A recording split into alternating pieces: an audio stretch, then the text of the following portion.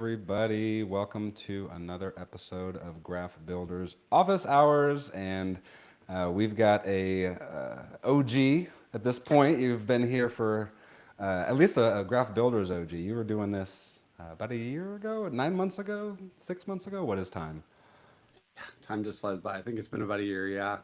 About a year. Yeah. So we got Kevin Jones here, Edge and Node DevRel, coworker of mine. And we are now streaming. So we'll wait a few minutes for people to filter in. But for those who don't know Kevin, if you could introduce yourself to the chat, and we'll let people filter in as you're introducing yourself.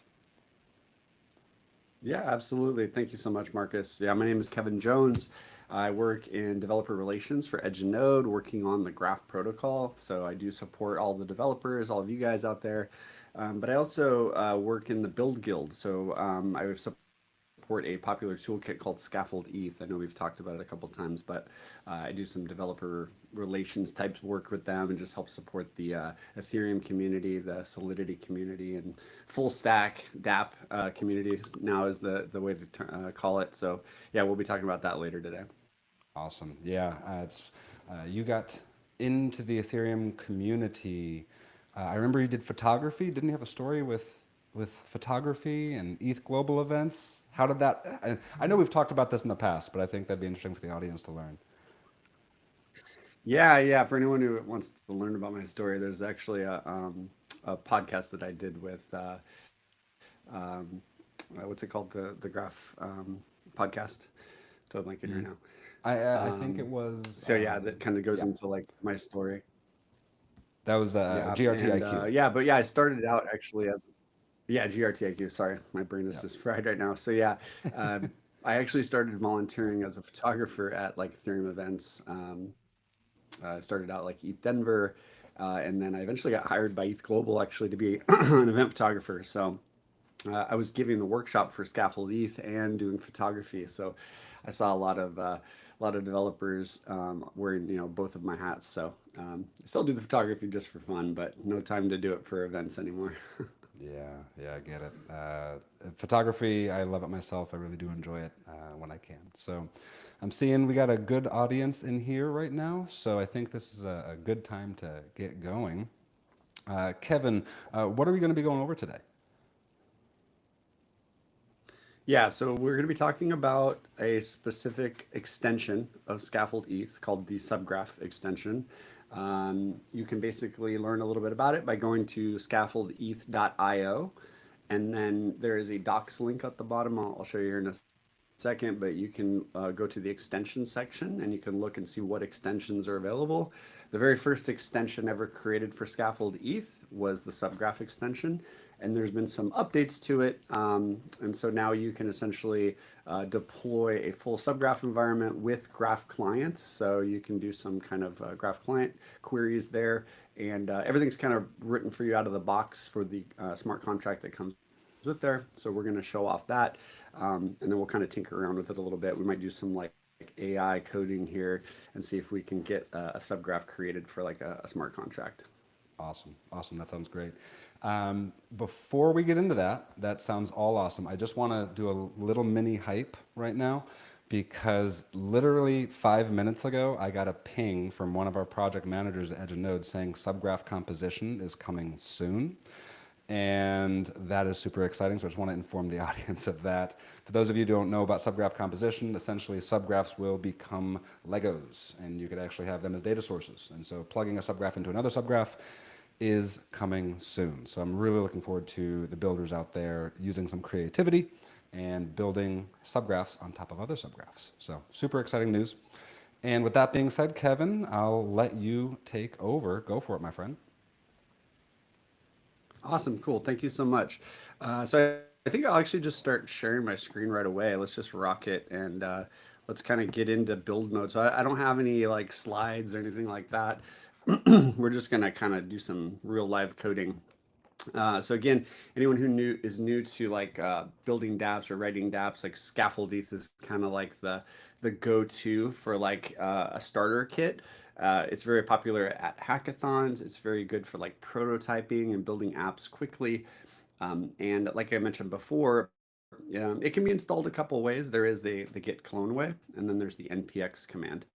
The npx command gives you an extra option to do a -e flag, which is like extension, and you can like build off of that with an extension. So if you go to docs and you go to extensions and then look at available extensions here, you can see what's available.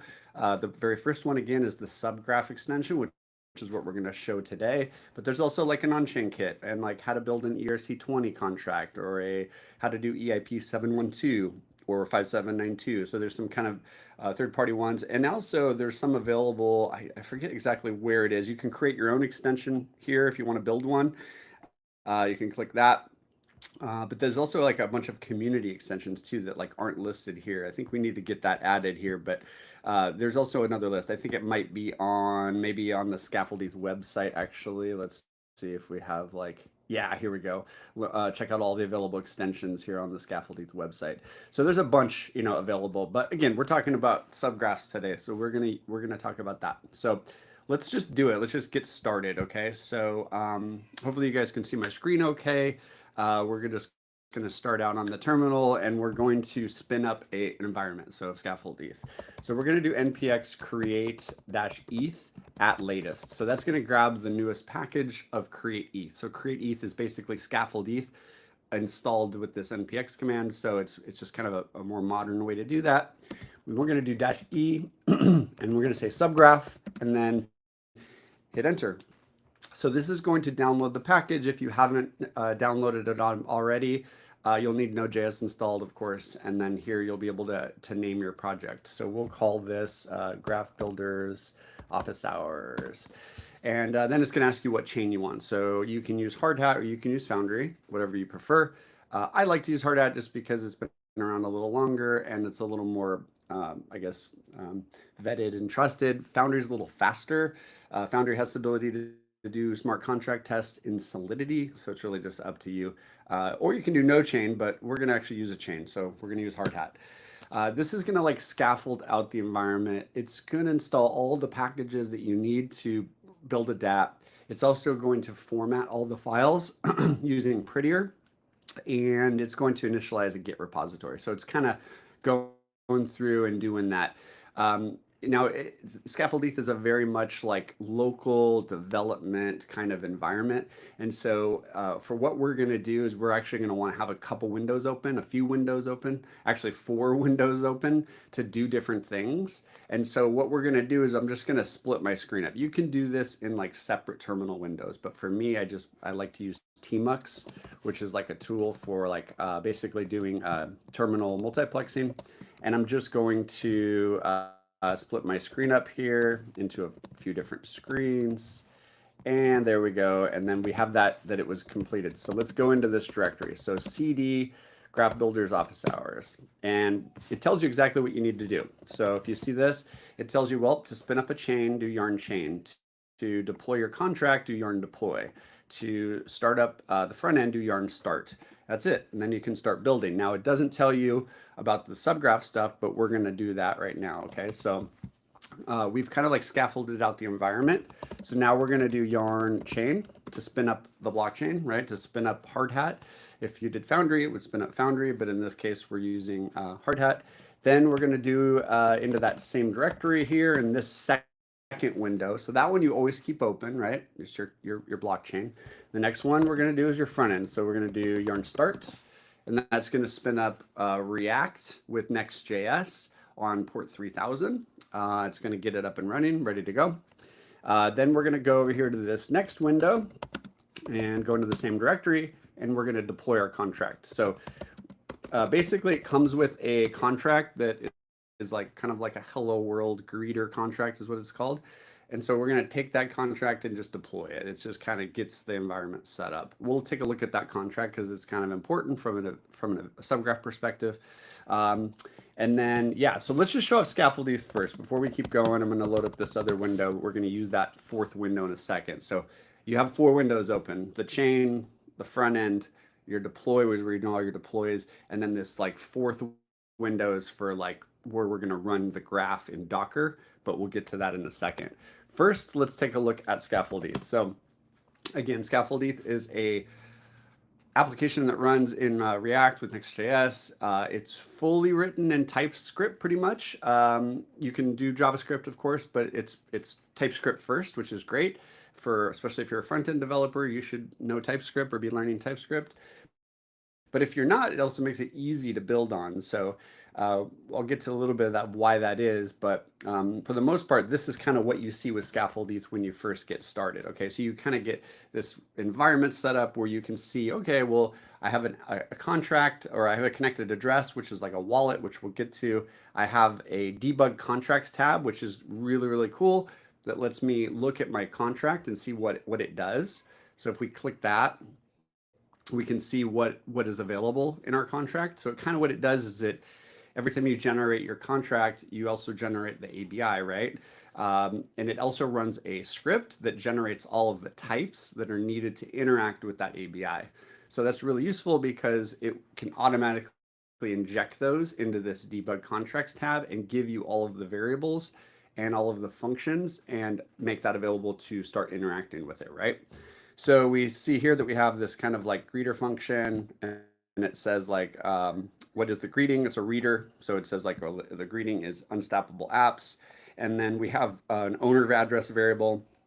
We have a premium, which is a Boolean, and we have a counter, which is an unsigned integer, right? And then we have a function that keeps track of like how many addresses have maybe changed that counter or changed that greeting here. And we also have like a write function that allows us to set the greeting, which is here. So we could say graph builders like this. And you think you could just hit send, but we don't have any gas to pay for the transaction. So what you'll notice about ScaffoldETH is it has this like burner wallet functionality. So you can just kind of start using your app out of the box without having to connect to MetaMask. Just uses this burner wallet. You grab some funds. Now you have some ETH in your wallet, and then you can send the transaction and then update that state, right? So it's just a very simple smart contract. It gives you a receipt. And then you also see there's like a withdrawal contract here. And we can look at the contract in a little bit because we need to know what that does. But next thing you'll notice is this Subgraph tab. So this is an additional tab that's, because we use Subgraph, ScaffoldETH is a mono repo, so it has a hard hat, or I should say your chain for a folder, and then it has the Next.js for a folder, and then this is an additional folder that has all the Subgraph stuff in it, and it's an additional route inside of the application that lets you know how to get it up and running. So when we click this, it tells us exactly what we need to do to kind of start editing our Subgraph. So we have the manifest location, we have the schema location, and we have the handler location, right? And then it tells us how to spin up the environment. So if you've ever run the graph in Docker, it's pretty much the same thing. But it has the yarn commands already written for you, okay? So let's do that real quick. Let's spin it up. So all we need to do is do yarn run node. If it was the first time that you did it, yarn run node is fine. If you want to make sure there's not any stale data, you can also do clean node, and that will like clean up any empty files that it might be there. But we're going to do yarn run node, and this is going to spin up the graph running in Docker with Docker Compose. So it's 3 containers, right? So it is graph node, it is IPFS, and then it's Postgres, right? So those 3 containers you need to basically simulate the graph locally inside Docker. Okay, so that will take a second. So we'll just kind of let that sit while it does that. And then let's go ahead and spin up the package. So I'm going to come over here and let's just spin up the code. I'm going to load it with VS Code. We're probably going to use Cursor later because I want to kind of show off Cursor a little bit. But VS Code is good for just, really basic editing. So we're going to say packages, and we're going to go to hard hat. Let's make this a little bigger because it might be hard to see. Packages, hard hat, contracts. And then we can take a look at our contract. So we already kind of know what it does. It's got the greeting that we talked about. It's got an event, which is very important for the graph, right? We need to index this event. So we know that there's an event called greeting change, and we know that we probably emit that event right here inside of the set greeting function, okay? So we have this really basic contract that just lets us change a variable string and then emit the details about it, like what happened. So here's the greeting, what the greeting was, who set the greeting, the Boolean. So this was like, did they pay any value into the transaction? If so, it's true, otherwise it's false. And then the value is the actual value coming from the transaction. And so those are emitted down here on this event. So we have the greeting, which is the message sender, what the greeting is being passed across, whether the value is greater than 0 is true or false, and then the message.value, which are the, the global variable defined for the transaction value. So pretty straightforward. And then on top of that, we have the subgraph folder right below. So if we go down here, we already have a subgraph kind of written for us here. So if we see if the graph is up and running, let's take a look. Let me go back over here and let's go full screen.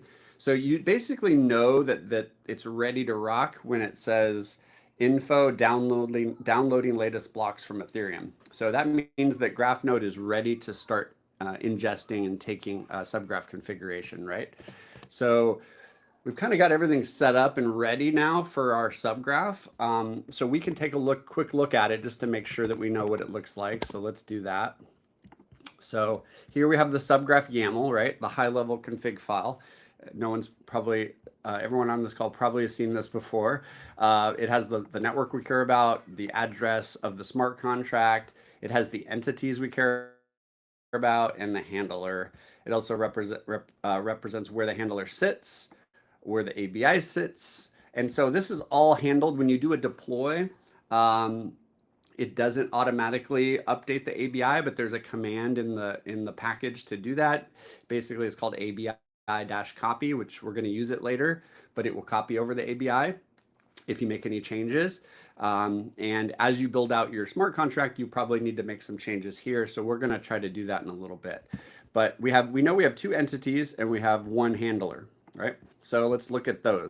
So inside the source folder is where it's referencing. Source is where the schema is and the mapping. So that's here. And so let's look at the schema. And so this is a somewhat, good subgraph because it has 1 event, but it has 2 entities, right? The event is giving off information about what happened in that greeting when it's changed, but we also want to split that up, right, at the time that we're going to index the data and make it available. So this is really nice because we have this sender and we have this greeting entity. So, and then we do something interesting where we actually link those together with the derived from field. The derived from will basically optimize the relationship between those 2 entities. Instead of storing an array, we can kind of reference that here by just calling the greeting as a kind of derived from field from the sender, which is here. So this kind of links those together so that when someone queries over GraphQL, it knows where to go and look up that relationship between those 2 entities. And then just all the data types. So all the data types that come off of the events combined with the stuff we're going to get from the blockchain, which is the created at and the transaction hash. We're actually doing something probably wrong here. This needs to get updated. We're not using bytes. So anyone who's looking at this and saying, whoa, why are you using ID there? This should probably use bytes. We haven't fixed that yet, but we need to. But for the most part, this is a good subgraph, just very basic, but it works. And so we have this subgraph YAML, we have the schema, and then the last part is the handlers. Again, I think most of you have seen a handler before, but what you'll notice is that we don't have all this stuff generated yet. We have the code written for it, but we also need to do that. So we can just run a yarn code gen like this, which will build the types and kind of reference those and put those in there so that we should be able to get rid of these. There we go. So now you see that we have the proper stuff generated here in our generated folder, and we can start seeing what the handler does. So it's only 1 handler because we only have 1 event, right? And so what happens is we just, do the basic thing create what the identifier needs to be by, in this case, we're looking at the greeting setter and converting it to a string. We would probably want to do this with bytes. So we would probably want to use .2 I32 or whatever and do a concat on it. But again, this is just a older subgraph. I think it was before that kind of was important. And then here we have this ability to load in the sender. So we try to load it if it's available. If it's not, then we create it and we set some values. We also do some stuff here where we set the counter. So, inside of our our application, we're keeping track of how many times that a user is like submitting a greeting, right, in the smart contract. But here we're actually doing it inside of the subgraph, which is quite interesting. We're just kind of like setting it as 1 for the first time that that sender ever sends a greeting, and then we're incrementing it by 1 every time that they send an additional greeting if it's not null, in other words, when you try to load. So some kind of complex stuff here, very basic, but it's a good idea of how you would like do some business logic in your subgraph. And then the last thing is we like do the greeting. So then we also try to load the greeting. Again, this is an ID. It's not bytes. Probably want to use bytes there. And then we get all those variables, put them and save them to the entity, and then save them right here. So it's a very basic subgraph configuration, but with a couple kind of advanced features. So now let's take this subgraph because we haven't deployed it yet, and let's go ahead and do that. So there's a command that will allow you to do that very easily. You can just run yarn. First, you need to basically create the subgraph inside of like the graph IQL thing inside of graph node. So you need to do a yarn local create. So you do that once. You only need to do that once, and that will set up the environment for you. And then the last part is local ship. So we're going to create the subgraph and we're going to ship it. So when it does that, it's going to do 2 things. It's going to run yarn code gen, which is like graph code gen basically. And it's going to build it as well. So it's going to run like graph build, and it's going to make sure that, there's no errors, no issues with the syntax, make sure that there's no problems with the schema or anything like that. And then we're going to deploy it. So it's going to ask you what version you want. So this is just like on the Studio. You need to choose what version you want the subgraph to be. So I'm going to do 0.0.1, hit enter. Now this is going to deploy our subgraph. That's it. Gives you the URL. So we can grab that URL right here, and let's go ahead and load it up. So here we go to Explore. We go to Greetings. This is very hard to read, but let's try to zoom in a little bit. Okay, there we go. So we go to the Explorer, we go to Greetings, we say, let's grab the first 10. Let's see what the greeting was and who the sender was, their address. And yeah, that's good enough. Hit play. And there we go. So now we get the response back. So that was the change that I made. And so we have this kind of ability to like test the GraphQL locally, right, inside of this graph IQL window, which is similar to the Studio, but we have the ability to do a query, get the response, right? Very cool. But we kind of need to like see, well, how do we put that into our front end of the application, right? So let's go back to our code. So we've kind of showed off the subgraph. We've showed off, what the configuration looks like. Let's go to Next.js. So this is like the front end. Everything is inside this Next.js folder. We recently added Graph Client in here. For a long time, it was Apollo. So you might find some like old workshops that reference Apollo. I need to go through and fix those. But now we're using Graph Client. And so we have this kind of tab here on ScaffoldETH, which is this subgraph tab here. We can zoom out a little bit. And at the bottom, we have a table. And is this the old one? Let's see. Oh, interesting. Okay, so it's actually finding it. But we basically have this table that keeps track of all of the responses, and it's in this /subgraph path right here. So if we go here to the Studio and we go to app, Next.js app, and then we go to subgraph, there's a component. So there's a greeting table component. So first there's the page, which is kind of like that main page, which tells you like the hints of where to edit all your config files. And then we just load that greeting table here as a component right here. So if we look here in the components, we have that component. So here we do use client. We use client, and that's just so that we don't have any issues because we're using some use effect and use state. So if you don't use that, then it won't work. So because we're using both of those, we need to use this client setting. And then we import the graph client assets. So here they are. They're inside this graph client folder. And you can generate those at any time, which we're going to try to do that here in a second. But if you needed to, you can do yarn graph clients build, I think it is. Let's double check. There we go. So what that's going to do is it's going to generate all of the artifacts for graph client, and it's going to place them in that graph client folder. So it's going to do that and then basically build that and place it, right here in this folder. Okay. So if for some reason you come in here and you do this and you don't see your data populating here, it's possible that you need to generate those types. So let's take a look at it a little more detailed. So what do we do here? Well, we have this get greetings document, which is, I think it's available in this GraphQL, this get greetings. So we have this GraphQL folder with the greetings. So in this case, we're doing this entire query in this like .gql file, which is basically all the stuff we want to be able to get the first 25 greetings. And then we query that data here by using state to get the data that we want right here, and basically setting if there's any errors with that as well. And then we get that stuff by executing the get greetings document right here, and set those that data in as the result right here. And then we console log that as well. So I think if we were to go view developer tools, we should be able to also see that data here. Let's see here, console, here we go. So then we'll be able to see that data in the array here, which is useful for like troubleshooting. If you're having problems with your front end, you can kind of like console log that stuff out.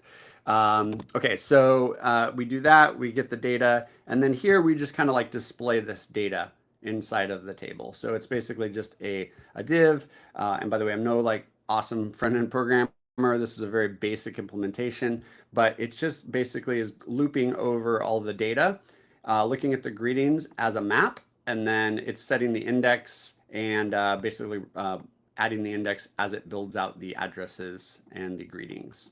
So displaying all that data here in this kind of like thing that we get right here on the bottom. So if we come over here to debug contracts and we say, I don't know, hey, what's up, Vitalik, I don't know, like that, and hit send, we should be able to go back to Subgraph and we should be able to see that it loads up there. There it is. So we're seeing that data rendered in the front end. And then we see the array has increased, right? Because now there's 2.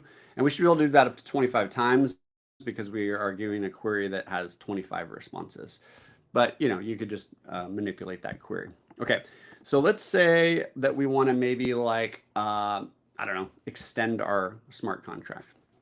So we could do that all by hand, which I think would be interesting, but let's try to use AI to do this. So let's go into this package. We're going to use cursor instead, and we're going to load it up.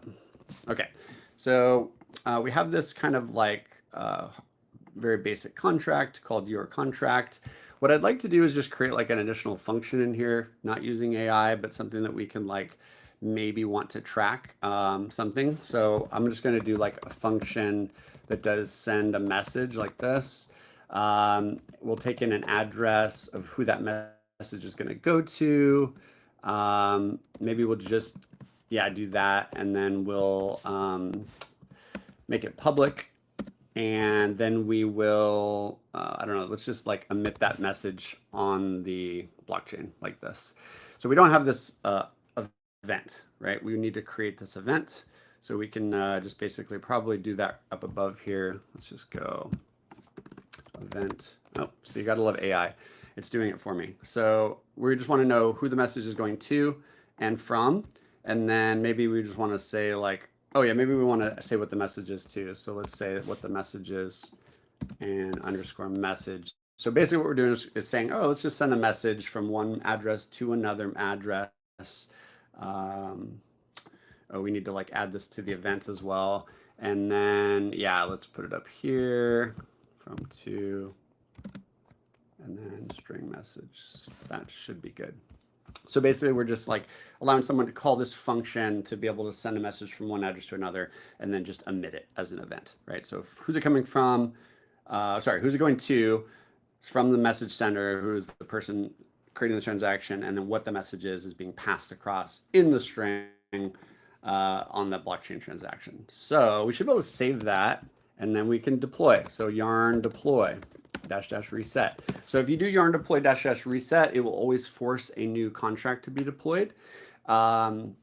And so that's just like kind of neat little trick. You can kind of like do that as many times as you want. It's always going to give you a new contract.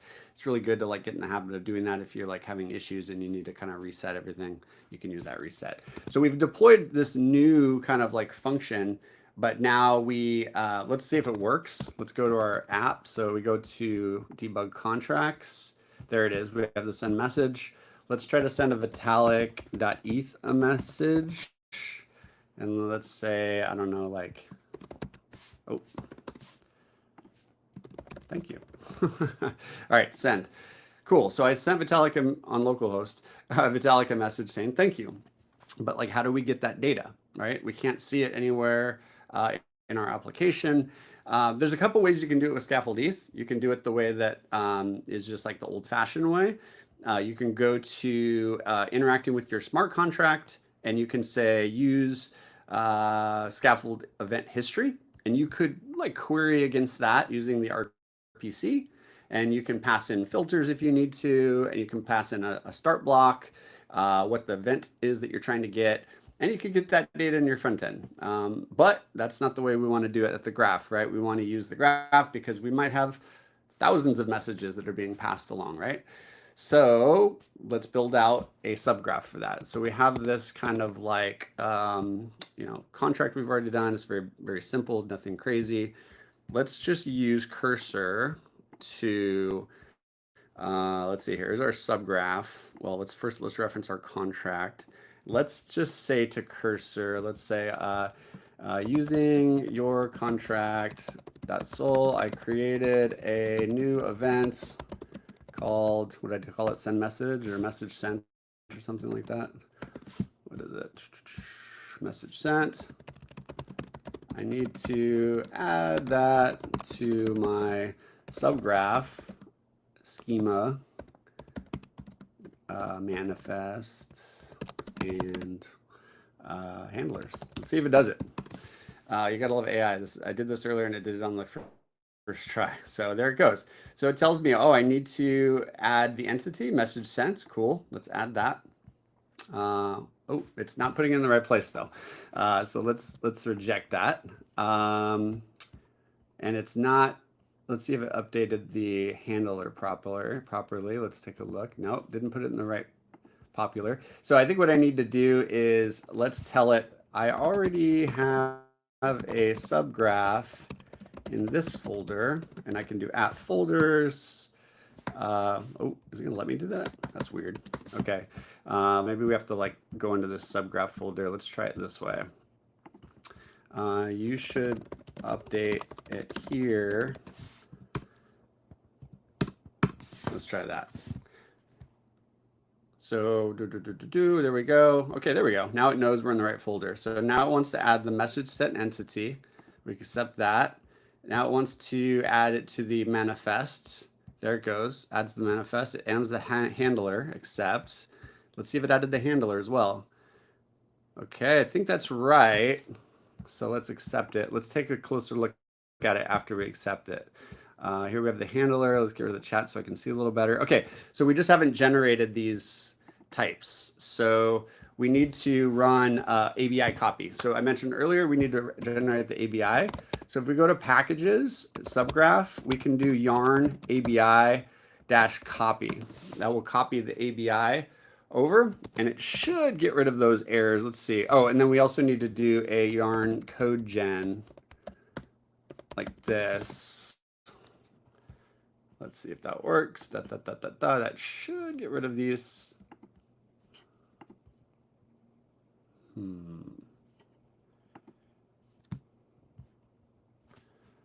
That's weird. It should have worked actually. Oh, I got to do it here. Yarn code gen. Now let's try it.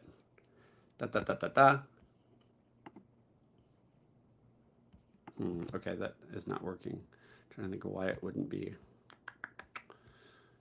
Okay. Models has no export remember message sent. It should. message sent. Code gen. Oh, I didn't save it. That's why. You have to go through and save these files. Let's try it again, and now do your code gen. Cool. I think that's going to work. Da, da, da, da, da. Come on. Come on, come on, come on, come on. Come on, AI. Don't fail me. Let me see if I can actually just type it again. Message. It's so weird. It should. Let me try doing asking it again. I see. Let's see. There it goes. That should work. I don't know. There's no extra message sent.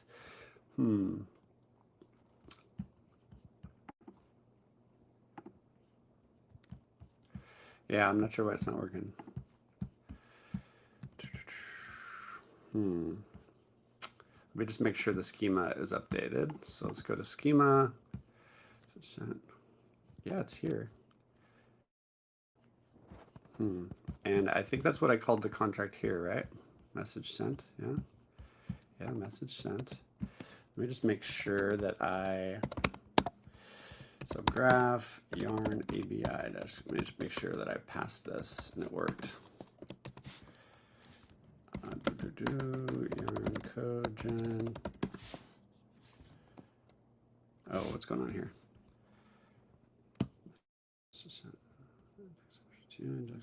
From. Oh, we got some weird syntax issue in here. Index from message sent to string message not pressing the ABI. That's weird.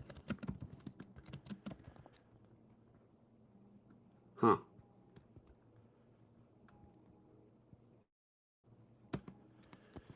Let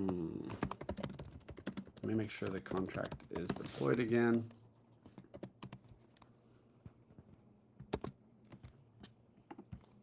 Okay, well, I'm not sure. AI is definitely failing me. This worked earlier when I tried it, so I'm not sure exactly why it's not working, but yeah. If anyone on the chat might know. Otherwise, I think we'll keep going with the demo. Okay, so yeah, this failed me, but for the most part, you get the idea. So then you would be able to, at this point, like add an additional subgraph configuration. So you would just kind of like deploy that. Let me just try to manually kind of like copy over everything to make sure that it works. So ABI copy, message sent. Let me make sure that the schemas are correct. So this one from to value created at. I feel like the issue is with something with the string and it's not building it properly. Oh, did it save it here? Yeah, message sent, address index to. Oh, here. Address indexed to, address indexed from. This is too much. This is not right. Indexed. That's what's going on here. Address to indexed.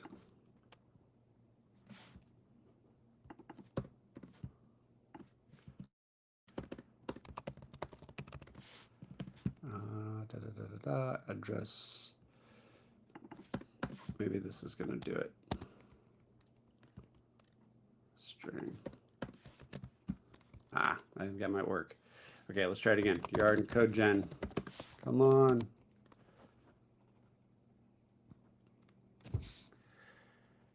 Did I save it? Yeah, something's up with the ABI. Okay, well, sorry, my demo kind of failed me.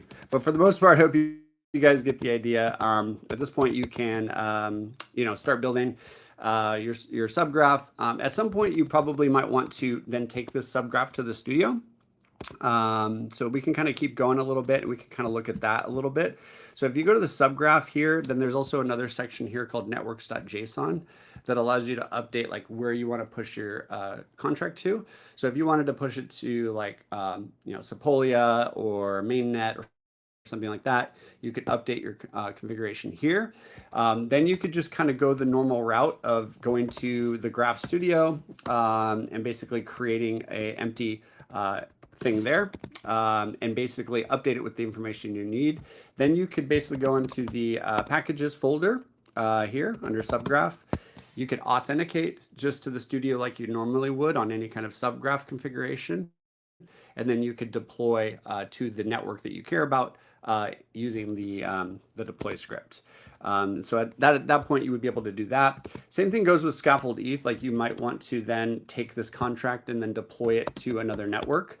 ScaffoldETH has the ability to do a yarn deploy -- network flag. So if you wanted to push this, let's say to any other network, you could say like base Sepolia like that, and it would publish it.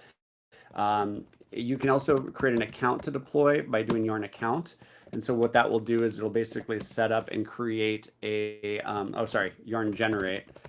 It will set up a public and private key pair that's like stored locally in your environment variable here inside of this packages hardhat env file. So this is your public key. So you could fund this public key. And then once it's funded, you could do a yarn deploy -- network, whatever network that you funded that deployer on, and it would deploy your contract. You can also do a yarn verify command if you want to like verify the contract and make sure that it gets verified on the block explorer. Most networks are supported out of the box. And if not, it will ask you for like an API key for that particular network, and then you can pass that along in the URL. Yeah, pretty much go from there. So yeah, sorry that my demo failed me a little bit there. I don't know what was going on, but yeah, I almost got it done. But hopefully that was useful, and you guys got a good overview of like how the Subgraph package works. And I'd love to answer any questions you guys have. Awesome job, dude. And no worries about the demo issue. Those are the demo gods. I've learned many a time that is going to happen. Guaranteed. Every single time. Well, let's look at chat here. Any plans to do something like these for Substream's powered subgraphs? I think that'd be a good idea. I think if the more scaffolding we could have, that'd be really cool if we could have ScaffoldETH and Substream's powered subgraphs be able to have its own extension. That's an interesting idea. Any thoughts on that, Kevin? We are working on maybe having like the Substreams JS kind of extension maybe that we might build where like you could do substreams inside of the application. There's this special package Substreams JS. I think it'd be cool if maybe we showed off like, yeah, how you could like do more stuff with Substreams powered subgraphs. It's just hard to do locally, because you don't have like a Firehose endpoint. You have to connect to one, and it's a little more complicated to set up, I think. But yeah, we've thought about it in the past. It's just hard to implement. Just one of those builds. Hopefully we get down the line. I remember the first time I got introduced to ScaffoldETH years ago, and it was so helpful for me to have that rapid feedback loop of just hopping in, see what your code is actually doing in terms of the logic, the debug, the UI. It was all built in. And then when I heard that Subgraph extension got put together, I thought that was basically putting the whole package together. What was that process like for you and the Build Guild team getting that whole Subgraph extension put together? Yeah, I mean, so originally the original person that built the first version of the Subgraph extension was Adam Fuller, who is just awesome. If you guys don't know Adam, he's just an amazing engineer, and yeah, he supported the graph for like a long time. And he actually he's one of the reasons why I watched that video with him and Austin on how to use the original one for ScaffoldETH 1. And I was like, oh, this is like an aha moment, where like you really need the graph like to do data indexing. You can't really build an application like reliably unless you have something like the graph. So it was kind of like this kind of aha moment where I'm like, I was already starting to use ScaffoldETH a lot, but I knew that like there was this missing piece of what the graph could solve. And so that was the first evolution. And then it was kind of reinvented by Simon. He created the second version for ScaffoldETH 2 as like a special repo. And then after that, we've evolved it now into this extension, and so we're just going to kind of keep building off that.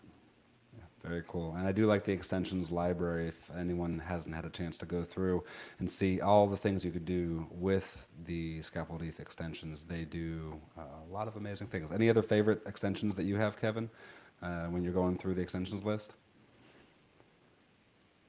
I mean, I've used the on-chain kit a couple times, mainly for like teaching, because there's a lot of like people that want to learn on base, and so that's a really good like kind of entry into that.